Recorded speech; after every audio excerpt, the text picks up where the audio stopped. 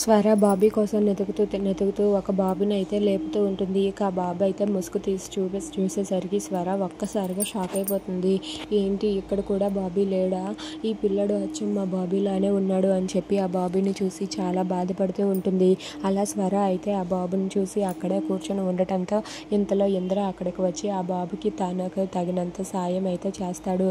ఇక ఇంద్ర ఆ డబ్బులు తీసి ఆ బాబుకి ఇస్తూ ఉంటాడు. ఇంతలో స్వర అయితే ఒక పక్కకు వచ్చి బాబు గురించి ఆలోచిస్తూ ఏడుస్తూ ఉంటుంది. బాబీ ఏమయ్యాడో ఏంటో, ఎక్కడ ఉన్నాడో, ఎలా ఉన్నాడో ఏంటో అస్సలు అర్థం కావటం లేదు. బాబీ ఇప్పుడు ఏ కండిషన్లో ఉన్నాడో ఏంటో, బాబీ తిన్నాడో లేదో అని చెప్పి స్వర అయితే బాబీ గురించి ఆలోచిస్తూ అక్కడే అలా ఒంటరిగా కూర్చొని చాలా బాధపడుతూ ఉంటుంది. అది చూసి ఇంద్ర కూడా చాలా బాధపడతాడు. స్వర గారు, మీరు బాధపడకండి, మీరు బాధపడితే నేను చూసి తట్టుకోలేకపోతున్నాను.